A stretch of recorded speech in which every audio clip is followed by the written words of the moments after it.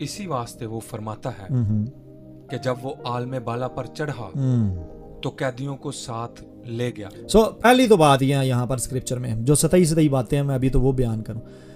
پہلی بات یہ ہے کہ یہ گفٹس ڈسٹریبیوٹ کب ہوئے ہیں, یہاں پر ہمیں یہ مل رہا ہے جب وہ عالم بالا پر چڑھا.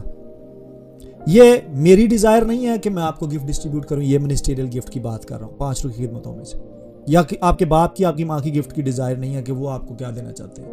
کچھ لوگ کہتے ہیں جی اسی چاہنے ہیں پاسٹر ہوئے جی اسی نو پاسٹر ڈیڈیکیٹ کر دیتے ہیں. یہ اٹس ناٹ یو جو آپ چوز کرتے ہو, یہ تم نے نہیں میں نے تمہیں.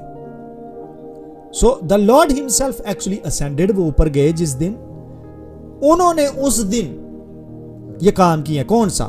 پاسٹر آشا نے ابھی پڑھا تو قیدیوں کو ساتھ لے گا. سب سے پہلے تو جو منسٹری کرے گا وہ پہلے تو کیپٹیوٹی سے ڈیلیورڈ ہونا بڑا ضروری ہے. پہلے تو وہ قید سے نکلے.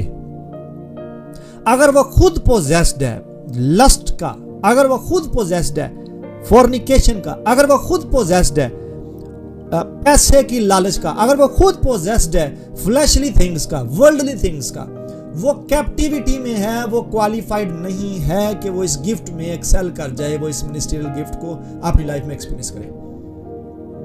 When the Lord ascended, he did first thing کہ اس نے پہلے تو قیدیوں کو آزادی دی ہے, قید سے چھڑایا. You need deliverance. اگر آپ منسٹری کرنا چاہتے ہو کہ میں منسٹر ہو جاؤں, میں منسٹری کروں, میں میرے اوپر بلاوا ہے, کسی خادم نے مجھے بتایا, آپ کو سب سے پہلے تو قید سے آزاد ہونا. قید اگر آپ کی فیملی کی, آپ کا باپ آپ کو نہیں کرنے دیتا, آپ کی ماں آپ کو نہیں کرنے دیتی منسٹری, یا آپ کو وہ خدا کے خادموں سے ملنا اٹھنا بیٹھنا نہیں دینا چاہتے, یا آپ کو فاسٹنگ نہیں کرنا دیتا, آپ کی بیوی آڑے آتی ہے, آپ کا شوہر آڑے آتا ہے.